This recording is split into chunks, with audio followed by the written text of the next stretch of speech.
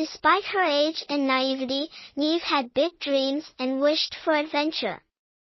At 10, she was only 2 feet tall, but the lack of height never deterred her from attempting anything she tried to do.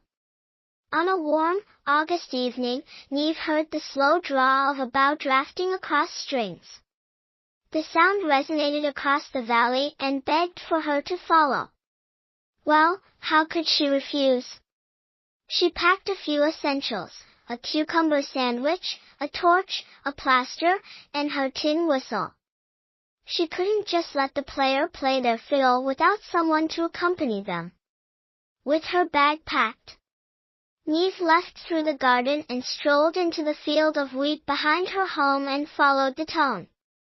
It wasn't long before she heard a soft whimpering along with a quiet grumbling. Neve stopped following the chord and looked to see where the sad sound was coming from. Soon, she found a little tortoise. "I so hungry," cried the little tortoise. "And I's Eva so lost." Tears made a wee pool below their head. "Oh, my goodness!" gasped Neve. "Poor thing. Maybe I can help." She pulled out the sandwich from her bag and offered half to the little tortoise. "Oh, thank you. Thank you very much," said the little tortoise, and they chomped delicately at the sandwich. "You are very welcome," said Neve. "I'm Neve. What's your name?" "I's called Bow-rawn," said the little tortoise. "It's a pleasure to meet you. Would you like to join me, Bow-rawn? I'm following a strange musical note to find who is playing it. And maybe we'll find your way home too." "I's would be delighted," said Bow-rawn. "But I is slow." "Don't worry, I can carry you. There is plenty of room in my bag for a little tortoise." So, Neve picked up the little tortoise and carefully placed them into her bag, and the pair set off. Before too long, Neve and Bow-rawn entered the forest. It wasn't a large forest, barely a few dozen trees, but when you're only 2 feet tall, and one that was only a few inches tall, it surely looked huge. But the musical note encouraged them to continue. A soft crying was heard below a tiny bush, so Neve and Bow-rawn veered off their course and went to help. They found a little rabbit caught with its paw in a snare. "Oh, poor little bunny, let me help." Neve got down on her knees and gently loosened the snare, freeing the little rabbit. "Oh, thank you. Thank you. But I'm still sore and bleeding," the little rabbit said shakily. "Can you use this?" asked Bow-rawn, pulling the plasters out of Neve's bag. "Good idea, Bow-rawn," said Neve as she reached for them. "Now hold still, little bunny." She wrapped the plaster around the little rabbit's paw. "That helps," the little rabbit said softly. "My name is Eel-an. Thank you so much." "I'm Neve," said Neve. "And I's is Bow-rawn," said the little tortoise. "We are following a musical note to find who is playing it. Would you like to join us?" "That would be lovely," said Eel-an. "But my paw, it hurts when I hop. I think there might be room in my bag for Bow-rawn and you, if that's okay with you, Bow-rawn." "'Tis okay with me," Bow-rawn replied. "An offer friend to ride with." "Oh joy," said the little rabbit, and Neve placed him into the bag. The 3 new friends began their journey again. The night started to fall, and the light in the forest was starting to dim. Neve got from her bag the torch that she brought and switched it on. Then, something dashed out of the shadows and snatched the torch out of her hands. Whatever it was, it dashed back into the forest. "Hold on, you two," said Neve, chasing after the light. The little tortoise and the little rabbit jostled about in the bag, holding on to each other. "Come back here, you little, whatever you are. We need that torch." The light stopped moving, and the creature started walking back to Neve. "I am ever so sorry," a tiny wee voice said as a little squirrel came out of the brush. "It's just that one gets rather scared of the dark and seized the opportunity when it presented itself." "Well, little squirrel," started Neve. "Lady Clairseach, if you please," interrupted the little squirrel. "My apologies, Lady Clairseach.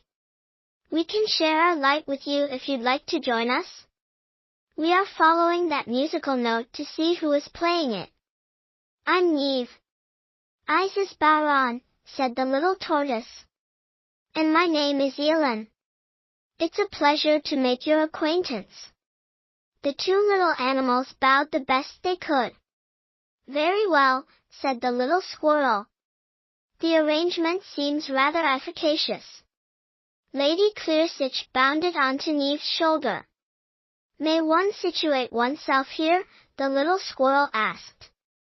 "Of course it is, Lady Clairseach," answered Neve. And the four new friends restarted their adventure. Before long they left the forest, and before them they saw an amazing sight. With the sunset behind it, there was, sitting upon a large stone, was a fox with a fiddle. A tear trickled from his eye. Bow-rawn and Eel-an hid within the bag whilst Lady Clairseach covered herself with Neve's hair. "What is wrong, Mr. Fox?" asked Neve.